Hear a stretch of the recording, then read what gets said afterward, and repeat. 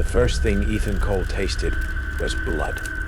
Metallic, thick, pooling under his tongue as his eyelids fluttered open. Fluorescent lights buzzed overhead like angry wasps, casting a sickly green hue over the hospital room. His wrists were shackled to the bed rails with leather restraints, the skin beneath raw and weeping.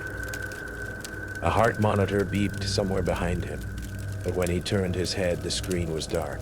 The door creaked open. A nurse stood silhouetted in the hall, her face obscured by shadow. "Good morning, Mr. Cole," she said, her voice syrup-sweet. "You're right on time." Ethan's memories were gone. Not fractured, erased. The last thing he recalled was pumping gas at a desolate station off Interstate 80, the moon swallowed by storm clouds. Now the date on the wall calendar read October 31st, 2 weeks missing. His reflection in the bathroom mirror showed a stranger. Gaunt, hollow-eyed, a jagged scar curving from his collarbone to his sternum. Stitched with black thread that moved, squirming under his skin like larvae, the night nurse brought his pills at 3:03 a.m. For the pain, she murmured, her breath smelling of formaldehyde. When he refused, her smile tightened. "You'll beg for them soon." After she left, he found words carved into his bedside table. Not the first, not the last. Then the screaming started. A guttural, wet howl from the floor below. Ethan pressed his ear to the cold vent. Snip, snip, snip, snip, snip, skewers. Ah! Bone saw. And laughter. Children's laughter. He found the blood-stained journal under his mattress. The first entry was dated 3 years prior. "They told me I have cancer." Liars. I'm not sick. I'm chosen. Pagis detailed surgeries performed without anesthesia. Midnight rituals in the chapel. And a man in a surgeon's mask who whispered, "The harvest is coming." The final entry was in Ethan's own handwriting. I remember the van, the needle, his eyes, no pupils, just black voids. He said I'm perfect. A key fell from the journal. It fit the restraints. The hallway was a crypt. Fluorescents flickered over gurneys parked haphazardly, their straps crusted with rust-brown stains. Room 217's door hung ajar. Inside, a teenage girl lay dissected like a frog, organs arranged in a spiral on her chest. Above her, scrolled in blood, "Sacrifice #9. Ethan vomited. The heart monitor beeped faster. His monitor, but he was nowhere near his room. The chapel stank of burnt hair. Rows of pews faced not an altar, but a massive glass tank filled with murky liquid. Floating inside were bodies, all male, all with Ethan's face. Their scars mirrored his, one's eyelids peeled open, milky pupils tracking him. Footsteps echoed. Dr. Voss stood in the doorway, his surgical mask dangling around his neck. His mouth was a lipless gash, teeth filed to points. "You weren't supposed to wake up," he hissed, advancing with a bone saw. "But you'll do nicely for phase 2. Ethan ran. The hospital shifted, walls bleeding black sludge, exit signs leading to dead ends. He burst into the morgue. Drawers rattled, screeching open to reveal corpses tagged with his name. Thump. Drawer #13 exploded open. The thing inside wore Ethan's face, but its skin writhed with those same black threads. It grabbed him, whispering, "We're all him. Join us." The police found Mercy Memorial abandoned, operating tables strewn with photos of Ethan Cole, at age 5, 16, 33, though he'd never been there before. The basement held jars of preserved eyes, each pair a perfect match for his. Ethan was never seen again, but locals swear they've spotted him hitchhiking on Interstate 80, his face flickering through countless variations, scar glowing in the dark. And in dead hospitals nationwide, patients whisper of a surgeon with void black eyes, always hunting for the perfect match. The harvest, they say, is eternal. Hospitals are places meant to save lives. That's why waking up in the cold, metallic silence of a morgue drawer wasn't just terrifying. It shattered every truth I'd ever believed. I opened my eyes slowly, confusion clouding my mind. Darkness surrounded me. Cold metal pressed against my back, my breath forming tiny ice clouds in the confined space. I tried to move, panic igniting instantly when my limbs barely responded. My heart raced. Yet, oddly, the rhythmic beep of medical monitors was missing, only silence. Then I realized the horrifying truth. I was lying inside a morgue cabinet, sealed in like a slab of meat. I screamed, banging against the freezing steel door. My knuckles cracked painfully as my fists slammed repeatedly. But no sound echoed back except my own desperate cries. Terror surged, suffocating me. Suddenly, footsteps approached outside. I froze, listening intently. Muffled voices whispered harshly through the metal, distorted and menacing. He wasn't supposed to survive. A deep voice growled, annoyed. You said it was foolproof. Snapped another, cold and clinical. Now we have complications. My pulse hammered in my ears. Were they talking about me? With a chilling creak, the cabinet door swung open, flooding my eyes with harsh fluorescent light. I blinked painfully, squinting at two shadowy figures looming over me. One wore a lab coat, clipboard in hand. The other was broad-shouldered, his face partially hidden by a surgical mask. You're awake, Mr. Evans, said the doctor calmly, glancing down without sympathy. His eyes were dark and vacant, lifeless behind thin glasses. Where am I? My voice trembled weakly. Why am I here? The masked figure leaned closer, eyes narrowed dangerously. You were pronounced dead 3 hours ago. Massive heart attack, they said. Tragic accident. But clearly, someone made a mistake. My blood turned icy. Mistake? The doctor sighed, clearly annoyed. A fatal dose was administered. You shouldn't have woken up. Realization hit brutally. This wasn't just negligence. Someone had intentionally tried to murder me. Fear overwhelmed reason. I lunged forward, shoving past them, stumbling into the sterile white room. Stainless steel tables gleamed beneath buzzing lights. Instruments laid neatly atop bloodied trays. The morgue smelled of antiseptic, decay, and something metallic, like coppery blood. Behind me, footsteps pounded heavily across tiles. I sprinted toward an open hallway, fluorescent lights flickering erratically, echoes of distant screams, muffled sobs, and strained whispers filled my ears, almost drowning out my own gasping breaths. I turned a corner, nearly colliding with an orderly wheeling a gurney. He stared blankly, expressionless, eyes glazed. As he passed, I glimpsed beneath the sheet covering the gurney, a pale, stiff hand, still twitching violently. Oh my God, I gasped, stomach churning. They won't let us leave, the orderly whispered softly, voice trembling. He quickly disappeared into darkness. Confusion and terror clawed at my mind. Who were they? What was this place? Distant alarms suddenly blared, red lights flashing, casting ghastly crimson shadows along grimy walls. A calm female voice droned over intercom speakers, unnaturally soothing despite its chilling message. Attention staff, code black in morgue wing. Unauthorized subject loose. Subject? My breath caught. She meant me. I sprinted toward an emergency exit, shoving through doors marked staff only. Behind me! Voices shouted orders, boots pounding against floors, closing rapidly. I pushed into a stairwell, plunging downward into suffocating darkness. Above, the door slammed open violently. Find him, barked the doctor's voice. He knows too much. Heart hammering painfully, I stumbled into a basement hallway illuminated by weak, flickering bulbs. Rusted pipes hissed softly, dripping water echoing loudly like whispers from ghosts unseen. My breath caught sharply at the distant metallic scraping, rhythmic like a blade dragged slowly against stone. Doors lined the corridor, heavy metal, windowless, bolted shut. I hesitated, listening.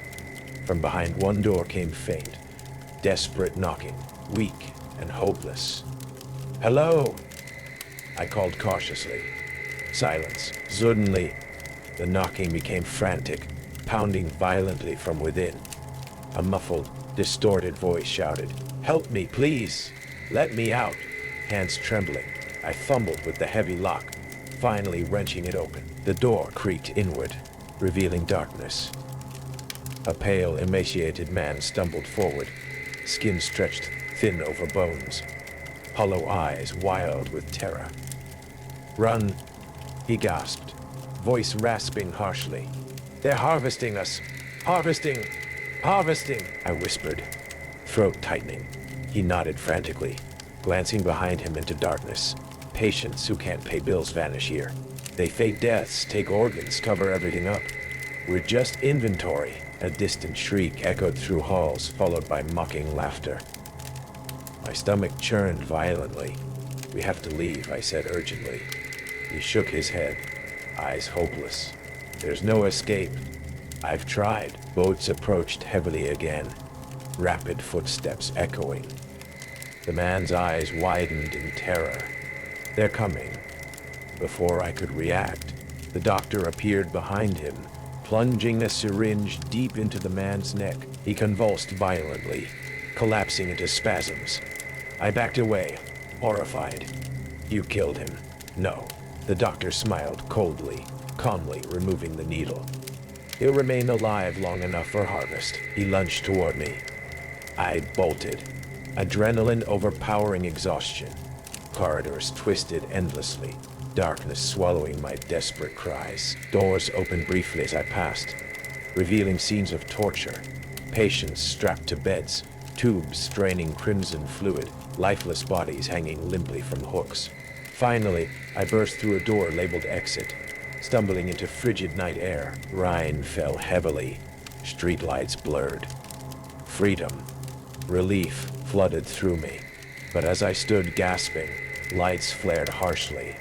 A car swerved sharply, brakes squealing, and stopped inches away.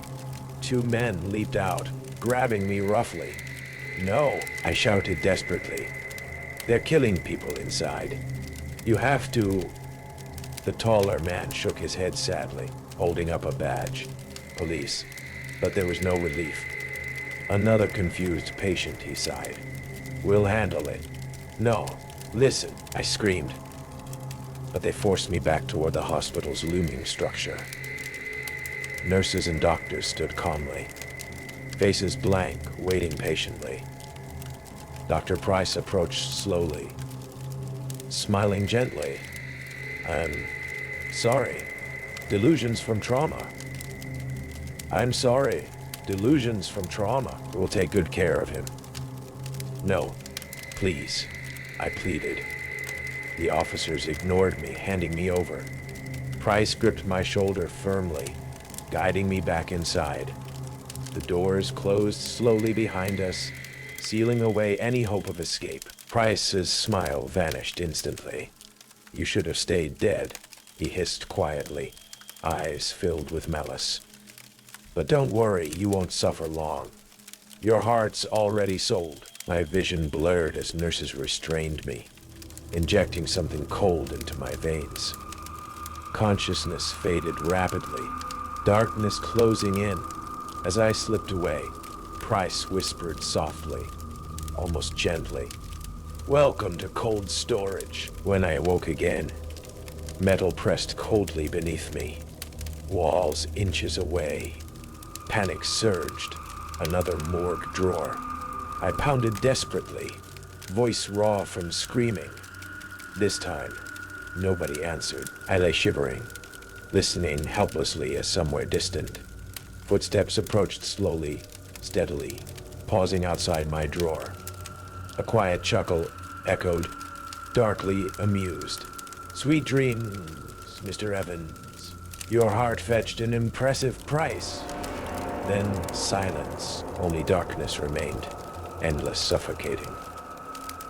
Because here, deep beneath the hospital, death wasn't an escape. It was merely the beginning. I never believed in conspiracies, never bought into tales of shadowy figures pulling strings behind closed doors. That changed the night they admitted me to Ward C, room 213. The Hillcrest Psychiatric Hospital sat on the edge of town, an aging brick building shrouded in ivy that crawled like veins over cracked stone walls. From my small window, I could see rows of twisted trees stretching toward a dark horizon, their branches clawing helplessly at the moon. The first night, I awoke to whispers, faint, urgent murmurs drifting through the vent above my bed. At first, I blamed exhaustion, anxiety from my recent breakdown, but soon the whispers sharpened into discernible words. "She's responding well," came a soft female voice. "Increase the dosage tomorrow," replied a deeper, harsher one. "We need results." I shot upright, heart pounding. My pulse thundered in my ears. Outside my door, footsteps shuffled by, followed by distant, muffled laughter. Shivering, I curled into the thin hospital blankets and forced myself back to sleep, dismissing it all as paranoia. The next morning, Nurse Harper greeted me with a practiced smile, her sharp eyes scanning my chart. "Good morning, Amelia," she said cheerfully. "How did you sleep?" "Fine," I lied, searching her expression for something sinister, but finding only bland professionalism. As she injected something clear into my IV, a strange chill surged through my veins, like ice crystals forming beneath my skin. My vision blurred momentarily, shapes wavering at the edge of sight. "What was that?" I murmured, suddenly dizzy. "Just something to help you relax," she said softly, eyes glinting oddly. Her voice lowered almost to a whisper. "We're here to help you." As she left, I noticed a shadow lingering behind the frosted glass panel in the hallway. Watching, waiting. Days passed in a disorienting blur. My medications changed frequently, each new injection making reality seem further away, less tangible. I saw faces distorted into masks, heard whispers grow louder each night. I tried to explain this to Dr. Avery during our sessions, but he only scribbled rapidly in his notepad, eyes darting up occasionally with skeptical curiosity. "You must trust the process," he insisted calmly. "Sometimes things must worsen before they improve." That night, my room felt colder than usual, shadows pooling thickly in every corner. The whispers returned louder, now accompanied by a scraping sound, like fingernails dragged slowly down metal walls. Heart racing, I stood shakily, approaching the vent. I peered through its slits. Two dark eyes stared back. Screaming, I staggered backward, tripping over my IV stand and crashing to the floor. Footsteps raced down the hallway. Nurse Harper rushed inside, immediately restraining me. "There was someone watching me," I cried. Her expression hardened. Our expression hardened. "You're confused, Amelia. It's the medication. No, you have to believe me." She injected something cold into my arm again, sending a numbing wave cascading through me. My limbs fell limp, consciousness slipping away, but I heard her whisper to someone just outside the door. "She's resisting the treatment. We'll need to escalate." I awoke later, strapped to the bed. The room seemed smaller, walls closing in. Shadows moved independently, shifting and crawling toward me. Breathing heavily, I thrashed helplessly against the restraints. Then, the lights flickered out. In pitch blackness, footsteps slowly approached my bed. I could hear shallow breathing, a low chuckle. My breath froze in my chest as a finger gently touched my cheek, icy cold, like something dead. "Help," I whispered hoarsely. A voice hissed beside my ear. "You're exactly where you belong." The lights returned, revealing the empty room. But I felt the lingering chill of that touch, The echo of that terrible voice. I was losing my mind. Or worse, they were taking it from me, piece by piece. The next morning, when Dr. Avery visited, I stared at him pleadingly. They're doing something to me. They're making me worse. He leaned forward, voice lowering ominously. You're almost there, Amelia. Almost perfect. Perfect. For what? He smiled cryptically. You'll see. That night, as the whispers returned louder than ever, my door slowly creaked open. 2 orderlies entered, their faces hidden behind surgical masks. Silently, they released my restraints, guiding me down darkened corridors. My limbs felt disconnected, weak and numb, unable to resist. We reached a heavy door labeled observation room. Inside, a row of monitors lined the wall, displaying grainy black and white images. Patients writhed, screamed silently, clawing desperately at their doors. I recognized them, faces from Ward C, twisted by anguish. What is this? I gasped weakly. A necessary experiment, Dr. Avery replied, emerging from shadows. Fear can reshape a mind, and you, Amelia, you're special. You respond beautifully. I stumbled back against the wall, horror overwhelming me. You're torturing us. No, he corrected calmly. We're refining you. Suddenly, a piercing alarm blared. The monitors flashed red as chaos erupted. Doors opened simultaneously, patients flooding the corridors, screaming, howling. Dr. Avery turned, panic flashing briefly across his face. In the confusion, I ran, sprinting blindly through halls filled with echoing madness. Bodies clawing at me, screams piercing my skull. Behind me, footsteps pounded relentlessly, bursting through double doors. I reached the main entrance. I pushed desperately against locked glass doors, glimpsing freedom beyond. Moonlight, cool air, open sky. A hand gripped my shoulder, spinning me around. Norza Harper smiled warmly, holding another syringe. Amelia, you can't leave now. Not when you're this close. Please, I begged, sobbing helplessly. She plunged the needle in. My vision dimmed, consciousness ebbing. But I caught sight of her ID badge, her smiling face above a chilling inscription. Hillcrest Psychiatric Research Facility. When I woke again, strapped securely to the familiar bed in room 213, the whispers returned. Louder, clearer. But this time, I understood every word. It wasn't madness. It was truth. And now they whispered to me directly, soothingly. Welcome home. We've been waiting. As my eyes adjusted, I saw figures standing around my bed, faces shadowed, eyes gleaming hungrily. A scalpel glinted ominously under the harsh fluorescent lights. Dr. Avery leaned forward, his voice gentle, almost fatherly. Relax, Amelia. Soon you'll help others see clearly too. And as darkness consumed me once more, I realized with horrifying certainty I would never leave Hillcrest. No one ever did. The car crash stole 3 things from Clara Voss. Her memory of the accident, the lower half of her left leg, and any illusion that hospitals were safe. Elmridge General loomed over her like a concrete tomb, its windows glinting like broken teeth in the moonlight. The nurses whispered that she was lucky to survive, lucky the ambulance found her in that ravine. But when Clara woke screaming from nightmares of hands dragging her through shattered glass, she noticed the first lie.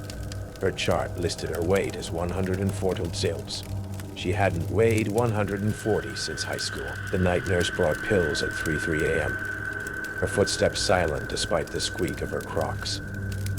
But a phantom pain, she said, nodding at Clara's bandaged stump. The pills left a metallic aftertaste like licking a battery. That's when Clara saw it. The name on her wristband. Jane Doe. Glitch in the system. The nurse chuckled, scissors snipping the plastic off. But later, Under the bathroom's flickering bulb, Clara found words carved into the mirror's edge. They're lying. Her heart monitor flatlined, not metaphorically. The screen showed a solid red line, yet Clara's pulse throbbed in her ears. A doctor burst in, froze, then backed out slowly. False alarm, he muttered. But Clara saw his reflection in the window, his face melting like wax, eyes pooling into black pits. Physical therapy was worse. The gym reeked of bleach and burnt hair. Her therapist, Mr. Hayes, guided her to a treadmill. Start slow, he said, but the speed dial jumped to 10. Clara's stump slipped. She crashed into the wall as the machine screamed, belts smoking. Mr. Hayes didn't move.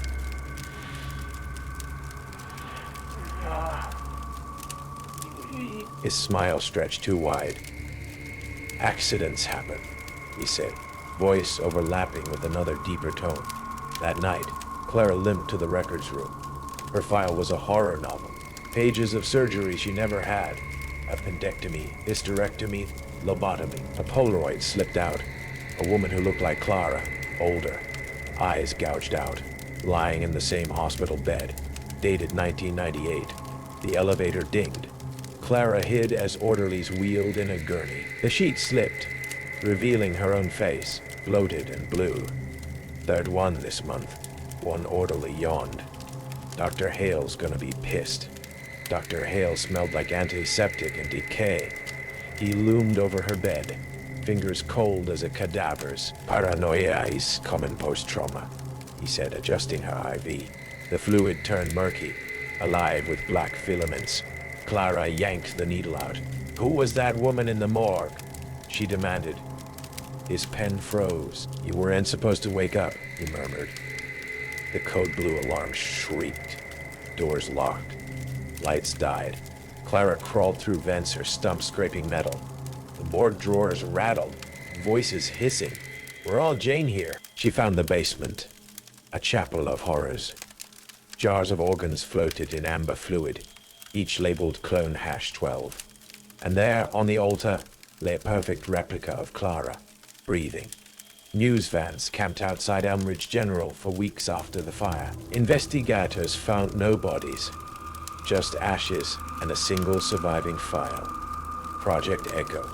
Clara's mother swears she saw her daughter boarding a bus in Phoenix, her limp gone, eyes vacant. But the woman who calls herself Clara Voss now, she checks her reflection constantly, waiting for the day her face shifts. And in abandoned hospitals nationwide, a hymn echoes through empty halls, a chorus of identical voices singing. 3 little ghosts, all in a row, 1 to live, and 2 to go. Sleep tight. Check your wristband. Check your wristband.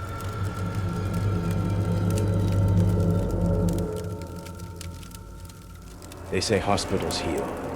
Here, they harvested souls. Tonight, the silent halls whisper a truth far more terrifying than any ghost story. A real-world nightmare born of greed and hushed hallways. Listen closely. Fluorescent lights hummed, casting long, stark shadows across Mercy General's deserted night shift. Antiseptic stung Emily's nostrils. Usually a comfort, tonight, it felt like a mask, a faint, rhythmic drip, drip, drip echoed from the empty corridor ahead. Emily, a night nurse, charted late vitals. Old Mr. Henderson, room 312, gone. Peaceful, the chart said, but a prickle of unease chilled her. His chart, like 3 others this week, was marked with a small, almost invisible, faded purple X. The silence was oppressive.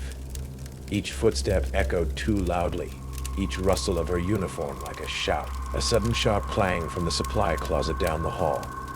She cross-referenced the charts. Elderly, yes. Declining naturally. But all room 300s.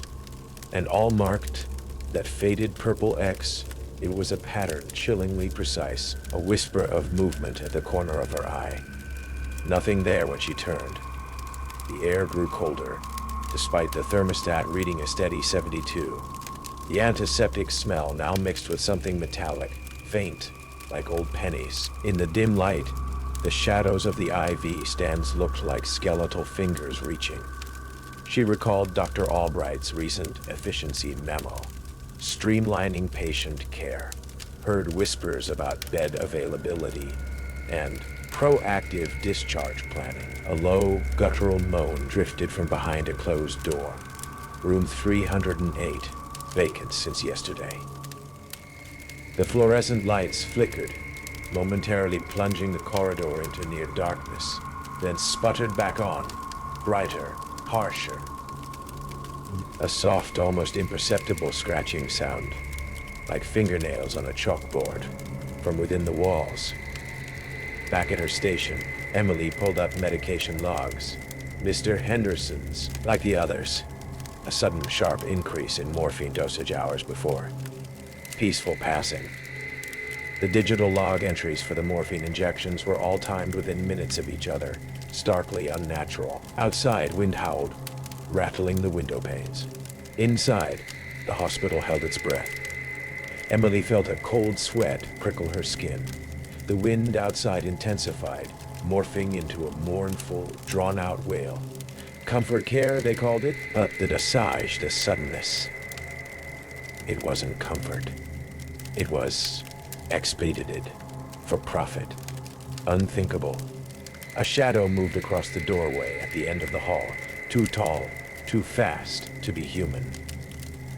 The air grew heavy, thick with dread. The rhythmic drip, drip, drip was louder now, closer. It wasn't an IV. The drip, drip, drip, drip was now accompanied by a faint, wet, squelching sound. She checked the patient roster. Room 300s were all comfort care, under Dr. Albright. Purple X charts, the pattern screamed. A silent, deadly accusation. On the roster screen, the rooms marked comfort care glowed with an unnatural, eerie light. The metallic smell was stronger, now acrid, like blood. The scratching from the walls was frantic, desperate. The scratching intensified, becoming a rapid, frantic scraping, punctuated by sharp, cracking sounds. A file, tucked away in the archived server, hospital financials, improved mortality rates, cost savings, optimized resource allocation, euphemisms for murder. The computer screen flickered violently, displaying lines of garbled text before snapping back to normal. The hospital felt alive, breathing around her, suffocating her. Every corner seemed to watch, to listen. Her reflection, the darkened glass of a supply cabinet, was distorted, elongated, monstrous. Comfort care wasn't comfort. It was convenient, elderly, frail. No family nearby. Easy targets. The purple X. A death mark. A door slammed shut down the hall, echoing like a gunshot in the silence. The drip, drip, drip was deafening now, right outside the door. The wet squelching closer still, heavy. Dragging footsteps approached from the end of the hallway, each step punctuated by a wet thud. She looked down. Something dark, viscous, was pooling under the door to room 308, the vacant room. It was dripping. Upwards, a dark crimson stain crept up the bottom of the door to room 308, defying gravity. Panic seized her. She had to get out. Tell someone. But who would believe her? Here, a chilling, whispered voice right behind her ear. You know too much, nurse. Turning, she saw nothing. Just the empty hall. But the voice, icy, devoid of life. Real. The lights went out completely, plunging the hospital into absolute blackness, save for a faint red emergency exit glow at the far end of the hall. Darkness pressed in, suffocating, disorienting. The metallic smell was overpowering, the scratching now a deafening roar within the walls. In the blackness, the scraping turned into a chorus of raspy, inhuman whispers, swirling around her. She ran. Blindly, desperately, towards the red glow, towards the exit. The dragging footsteps followed, closer, faster. In the dim emergency light, she glimpsed a fleeting shadow, impossibly tall and thin, gliding along the wall beside her. She burst out into the cold night, gasping for air. Elmridge General loomed behind her, a silent, predatory monolith. The truth haunted her, a chilling echo in the sterile night air. And some hospitals don't heal, they consume. And sometimes, the real monsters wear white coats.